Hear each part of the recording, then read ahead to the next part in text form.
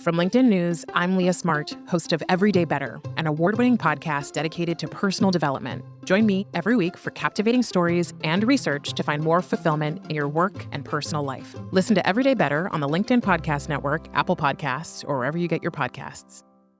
Did you know that small and medium businesses make up 98% of the global economy, but most B2B marketers still treat them as a one-size-fits-all?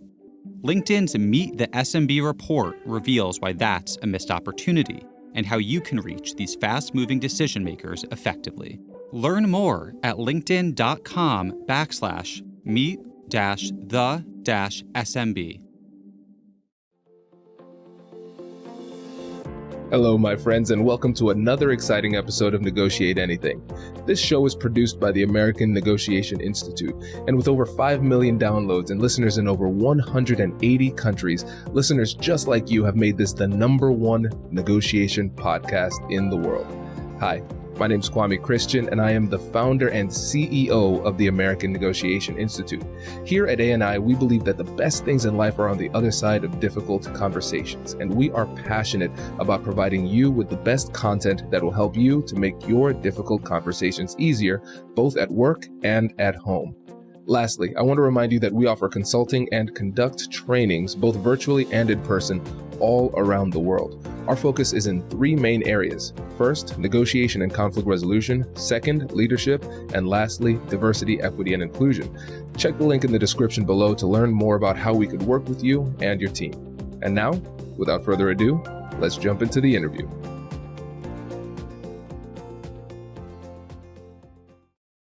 Jamie, thanks for joining us today. Thank you for having me. Yeah, it's our pleasure. So how would you get us started by telling us a little bit about yourself and what you do? Sure. I'm Jamie Fiore Higgins. I am an ex-Wall Street employee. I worked at Goldman Sachs for 18 years, turned executive coach. And after I took a break from work, I had the benefit of taking some time to really dissect what I had been a part of. And I realized that not only had I been part of a very punitive and toxic environment and had endured situations because of that, I also perpetuated it. And it was a really kind of realization that hit me after I had the ability to stop and look away. So I decided to write it down. And I wrote a book about it. It's called Bully Market, My Story of Money and Misogyny at Goldman Sachs. And it was published earlier this year. Between talking about my book and what I do as an executive coach, I really want to shine a light on the importance of healthy workplaces, inspire some conversation, and create some change. I love this. This is great. And the work you do is so important. And I know you do executive coaching to help people to actually create that positive change. That's right. I have had the ability to work with a lot of different people. And then actually, after my book was written, have heard from probably close to 1,000 people right now that really show me, because I actually left right before Me Too. And so, there was a little bit of me. Don't get me wrong. I still talk to people in the industry, and I kind of knew that these type of environments were still alive and well, even post all the social justice movements that have happened of late. But after hearing from my readers, I know it's alive and well. And people really need support out there to be able to continue to work and thrive in their organizations. Agreed. Definitely. And there are other books out there on like workplace toxicity and things like that. One of the things that's interesting about the way that you are approaching it and the way that you're even describing it, which I really admire, is you said how you even perpetuated some of that toxicity. And can you tell a little bit more about what you mean by that? Absolutely. Kind of like that kid on the playground who was bullied for years, how they grow up to become the bully. That was me. And it was really important to me to not only write a book that showcased the stuff that I had to deal with, which was a lot of times wholly inappropriate, but how I kind of bought in to this culture of negativity, punitive, scarcity mindset, where bullying, shaming, a lack of psychological safety was just my normal. And, it was my only career out of college. And I spent more time awake within Goldman Sachs walls than anywhere else. And I really bought into it that in order to succeed on Wall Street, you had to behave a certain way in order to survive and thrive. Funny part of it is I actually wanted to be a social worker out of college. So I was really like wanting to be this do-gooder, make the world a better place. We could kind of talk about why I ended up on Wall Street, but if you could have seen how I started in 1998 and yet the kind of behavior I was engaging in 2015, it's like, what has become of me? I abandoned all of my morals and my values in order to attain money and success. And it just got to the point where I couldn't look at myself in the mirror anymore. And I finally was able to extricate myself. And in that kind of liminal state, if you will, kind of when I was decompressing from Goldman and figuring out what was next for me, it really made it very clear why I accepted what I accepted and why I did what I did. And it was really because the organization set it up that that was what you needed to do in order to do well. Yeah. And incentives drive behavior. And so when you're in that environment, it's almost it can feel like it's the only way to continue to move forward and advance. And I think the thing that's so powerful about this, the fact that you're opening up about this, is that a lot of times when we approach these conversations, and I think thought leaders in the negotiation and conflict resolution space can do this too. We vilify the person who is, using air quotes for the audio listeners, the bad guys in this situation. We approach it like you have to slay the dragon, but we don't take the time to empathize with what that person is going through, because you've brought some important humanity to this. Because empathy doesn't mean agreement or endorsement, it's just understanding. And just simply by you taking the time to open up about your experience, it's helping us to become better communicators by elevating our ability to empathize with people, even if we don't agree with what they're doing. 100%. What I realized is after I extricated myself out, so much stuff was normalized. So much behavior was ignored, then normalized, then escalated. So we were all kind of in this world where, and don't get me wrong, at first I would say, this doesn't seem right. And I would kind of, wave it and then be like, oh, you're just being dramatic. And you're kind of almost gaslit, like, this is just the way it is here. And to your point, I look back and I was actually assaulted while I was at work. And, I look back on what that man did to me, and I look at him with grace, and I give him grace because I did some bad things that I had to ask colleagues and, quite honestly, my family to forgive me for. And so if I'm accepting grace, I have to give grace, because we were kind of all in this crazy dysfunctional world where I know for myself, I wasn't behaving based on who I truly am and what my personal mission statement is for this world. So how can I judge? I don't appreciate it, right? But I understand, like, who knows what's going on in everyone's life. I know for myself, I engaged in a lot of behavior that was so counter to who I was in order to survive. I would be foolish to think I was the only one. Everyone was doing it. Oh, that's powerful. I appreciate you sharing. I really do. And again, this is a great example of saying, again, when we're empathizing, we can understand that people are going through some things that might lead them to do bad things, some really unspeakably bad things. And we're not condoning that behavior or saying it's okay. Again, it's that understanding element that helps us to become better at what we need to do to actually make the situation better. And so let's say there's somebody listening right now and they say, wow, Jamie is talking about my toxic workplace. I'm dealing with some really tough things right now. Where does that person start when it comes to what they can do to make the situation better? For me, the reason why I tolerated and engaged in behavior is because my identity was so tied to what I did. And listen, you know what? Usually if it's not the first thing someone asks you, it's the second. What do you do? What do you do? As if, the only thing that's worthwhile about us is what we do to make money, right? As if all the other sides of us, don't exist. And I wore my Goldman Sachs Managing Director title with such pride.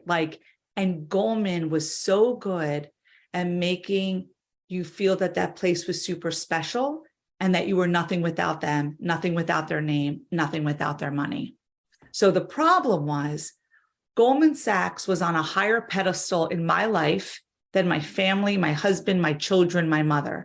So to the person, listening is in a toxic environment, I say, know who you are. Know who you are, what you stand for, and what you want. And try to get some distance between you and your employee. I really was so enmeshed in that culture, I didn't think I could leave. I felt like I was a prisoner because they made me feel like if I left, I'd be nothing. And the sick, twisted reality was the door wasn't even locked. Does your company invest in professional development training? If you believe that your team would benefit from a negotiation workshop, all you need to do is go to our website, fill out the workshop request form, and then we'll set up a time to chat. These workshops are completely customizable, and we've done them all around the country. Negotiation and conflict resolution skills are beneficial across all professions, but they're especially useful in procurement, purchasing, sales, sourcing, and contract management. Our calendar is filling up quickly, and we even have some workshops scheduled for next year. If you think you might want one, I'd suggest reaching out soon so you don't miss out. Check out the link in the description to learn more, and we will be right back after this.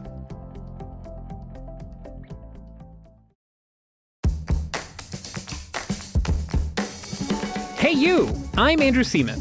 Do you want a new job? Or do you want to move forward in your career? Well, you should listen to my weekly show called Get Hired with Andrew Seaman. We talk about it all, and it's waiting for you, yes you, wherever you get your podcasts. Small and medium businesses don't have time to waste, and neither do marketers trying to reach them. On LinkedIn, more SMB decision makers are actively looking for new solutions to help them grow, whether it's software or financial services. Our Meet the SMB report breaks down how these businesses buy and what really influences their choices. Learn more at linkedin.com/meet-the-SMB. That's linkedin.com/meet-the-SMB. So I say to my clients, first of all, you are the CEO of your own career. I don't care who signs your paycheck. Consider yourself a contractor. So you have the ultimate choice of where you work. You have the ultimate choice of what you tolerate. As a CEO of your own career, get a board of directors outside your organization. Talk to someone outside your organization, a trusted advisor.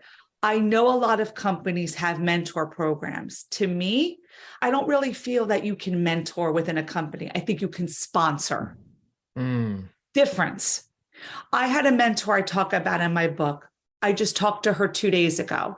She cared about me deeply, but she was wearing the twisted lenses coated with toxicity too. So we were like the blind leading the blind, if you will.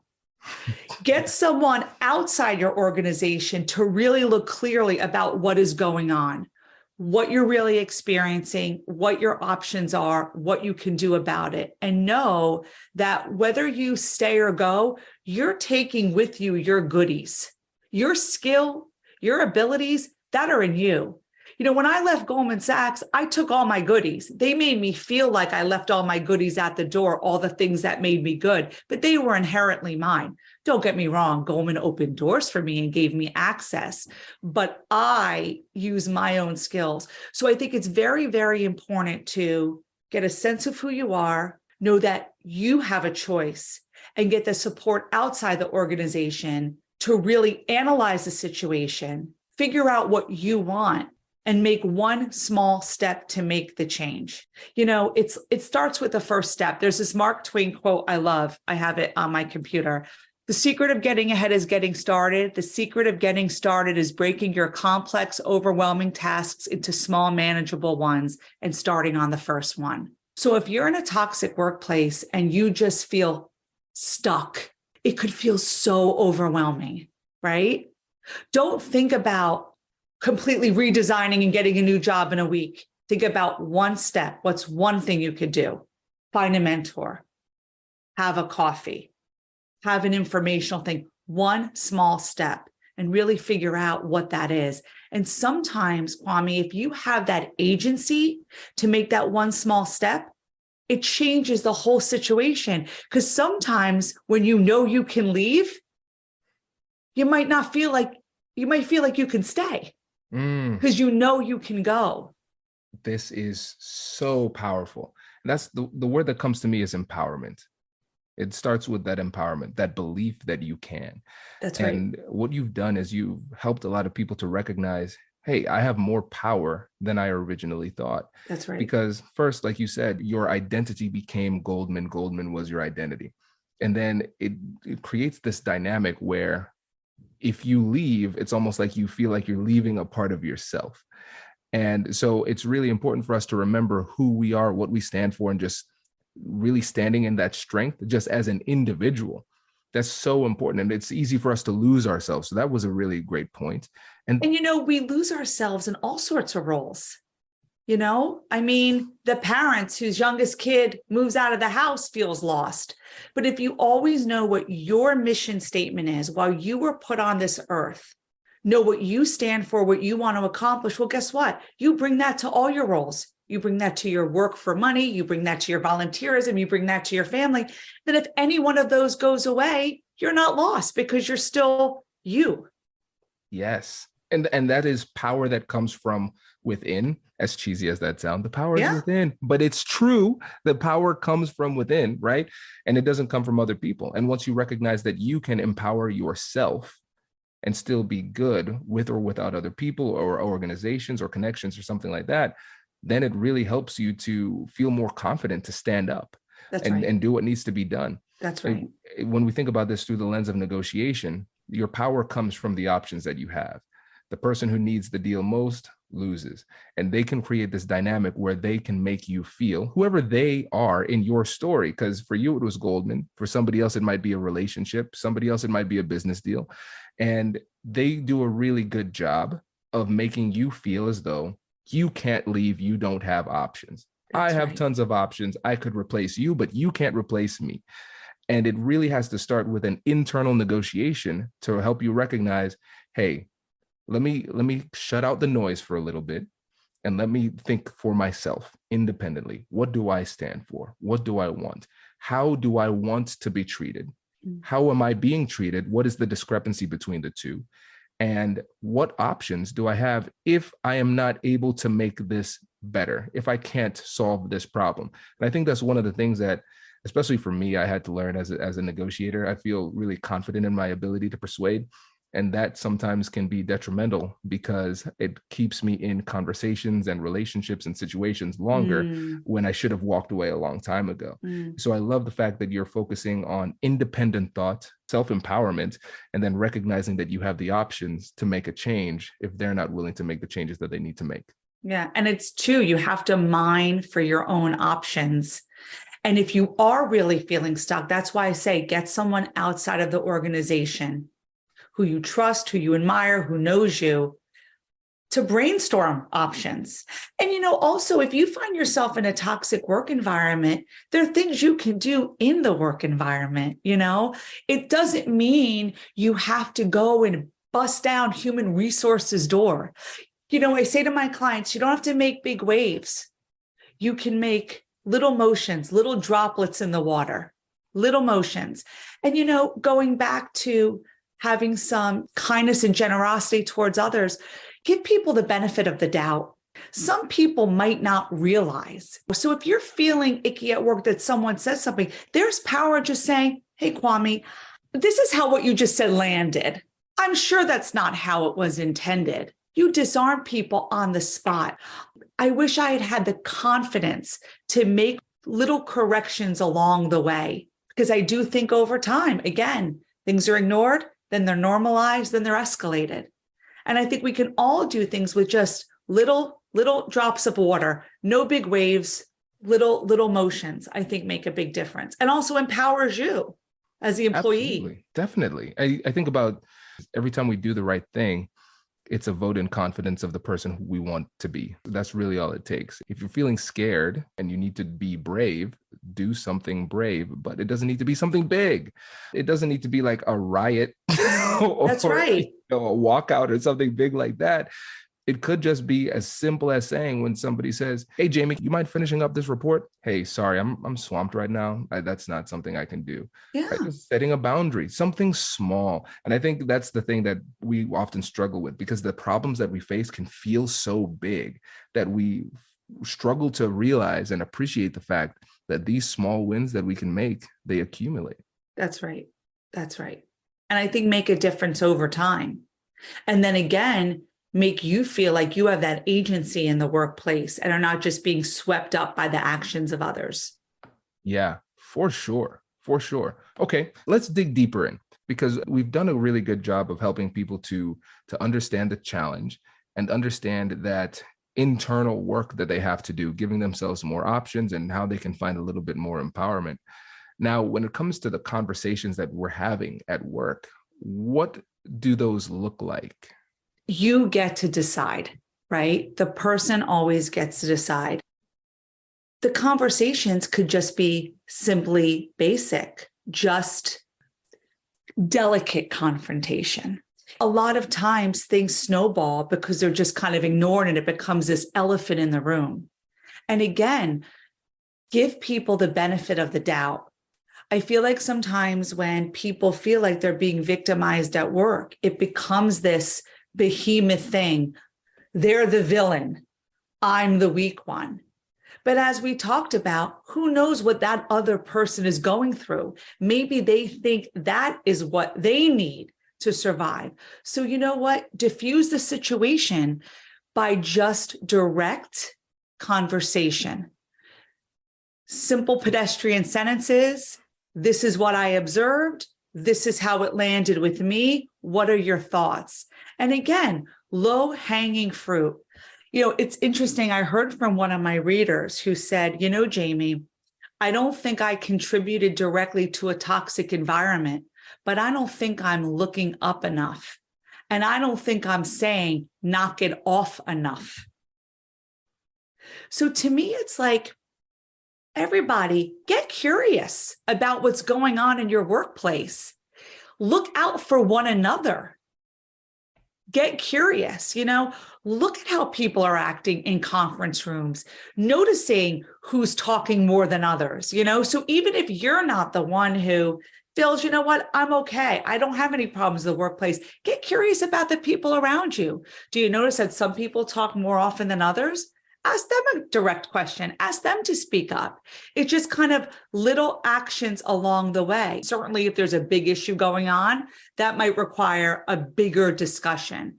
But I think that's when someone really needs to take a step back, look at their situation. Again, take it out of house, have someone sanity check for you, and just make a small plan to have simple, basic conversations. I feel like sometimes in the workplace, things get, I want to say overblown, but if you were in a store and you were charged wrong for an item, most people would have no problem going to the cashier and saying, there's a discrepancy here. I'm sure that was just a mistake. You didn't mean to charge me double. Could we correct it? Oh, of course. I'm so sorry. No problem. It's like you come with the same generosity of people aren't out to get you, just state the facts and address it. I love the simplicity of this. Favorite Da Vinci quote is, simplicity is the ultimate sophistication. And that's really it.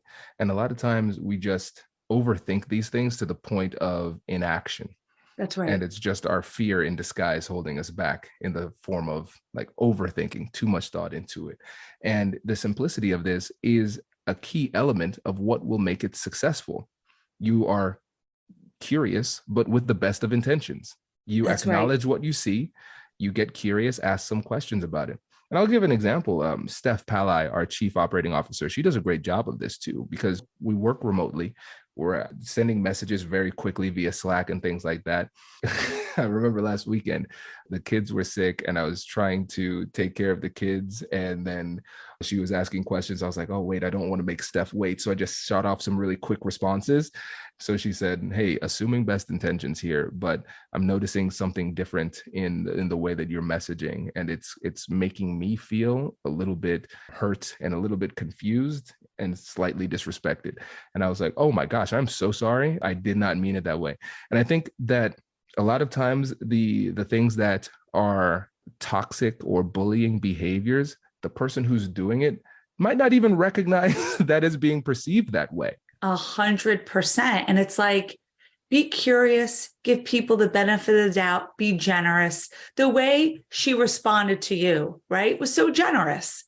And what happens is when you do that and you have these little course corrections, then things don't get overblown, either in behaviors or your perception of behaviors. Yes, exactly. And what I told her too, I said, I was like, thank you for giving me the opportunity to be a better leader and a better friend.